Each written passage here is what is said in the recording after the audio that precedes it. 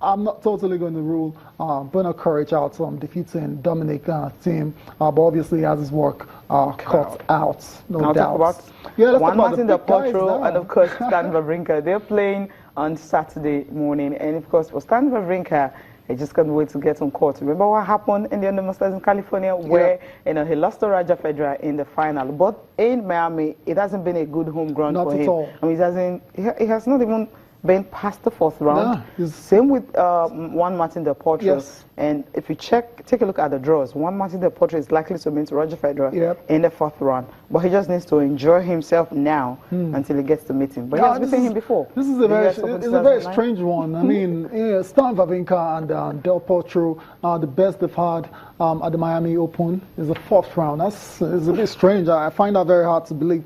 But that's the reality.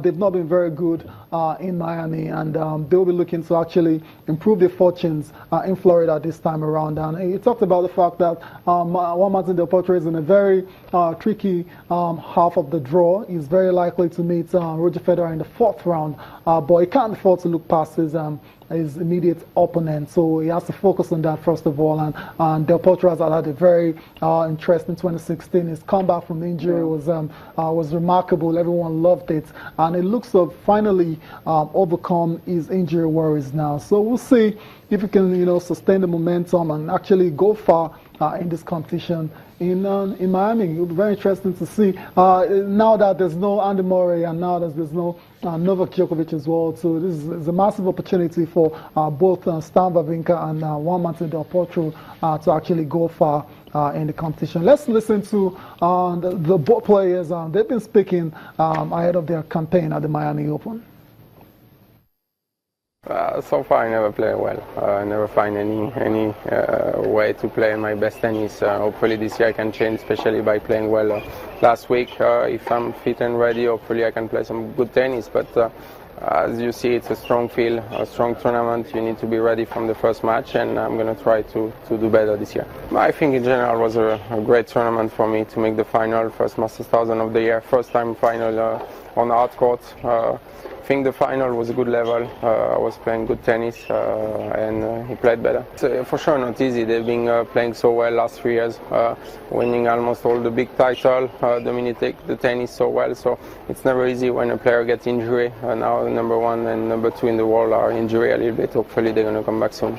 Well, it could be both. I had bad luck and then I got injuries and I couldn't play. But this year I'll try to do better. I'm looking forward to go far, and even if I play against Roger, but I always love to play this tournament. My game is getting better after every week, and of course it's always an honor to play with the top guys of this sport, but I will like to play in finals, not in seconds or third rounds, but I think I can change this if I grow up in the ranking.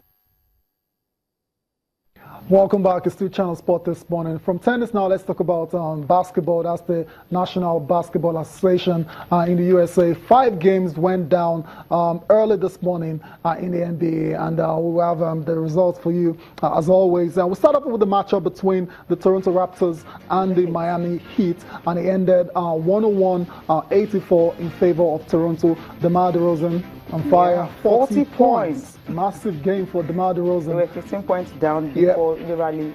They rallied for that victory. Yeah, so good win for the Raptors. The Raptors, I mean, Cecilia, we're getting to the end of the regular season now, so it's all about jostling for positioning, for the playoffs and positioning, and that's what it's about now. And the Raptors have just consolidated 4th place in the East, and let's see how they end the season. Elsewhere, there was a matchup between 2 teams that are really not going anywhere. Just play for the fun and get ready for next season. The season is pretty much done.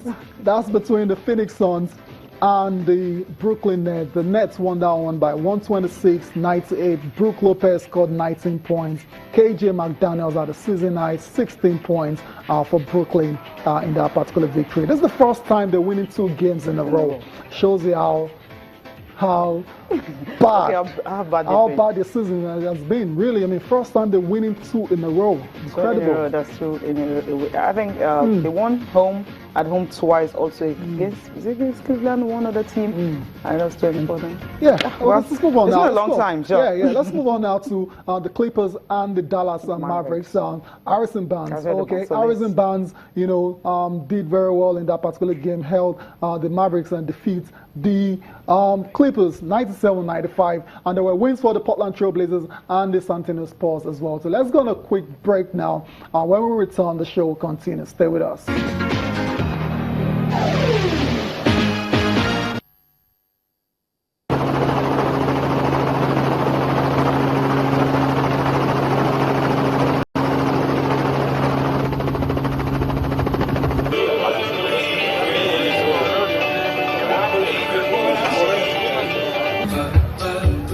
The balance of our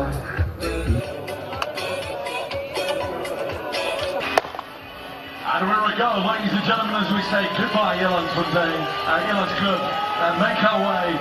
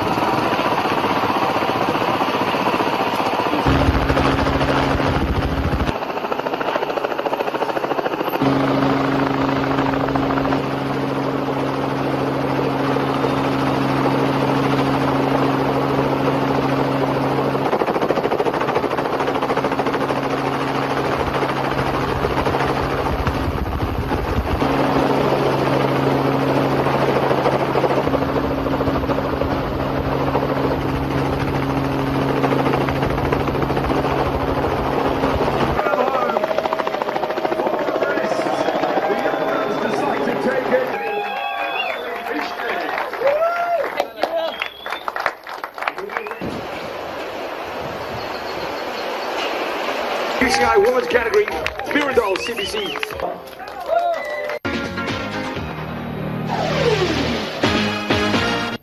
Thanks for staying tuned with us on Channel Sport this morning. We'll continue with the show now by looking at the Special Olympics World Winter Games in Austria, and we have a result. Nigeria took on Bharat in the final of the floorball, and they ended 5-3 in favor of Bharat. That's India. So, in essence, Nigeria got one medal. Silver. Yeah. I said as long as they're in the final, they're also in the final of the floor hockey. So when you're in the final, you know that obviously you're going to get a medal. Exactly. It's as simple as that. So we're expecting another medal from them later in the day. But this one was actually a good one, winning silver in the floorball event.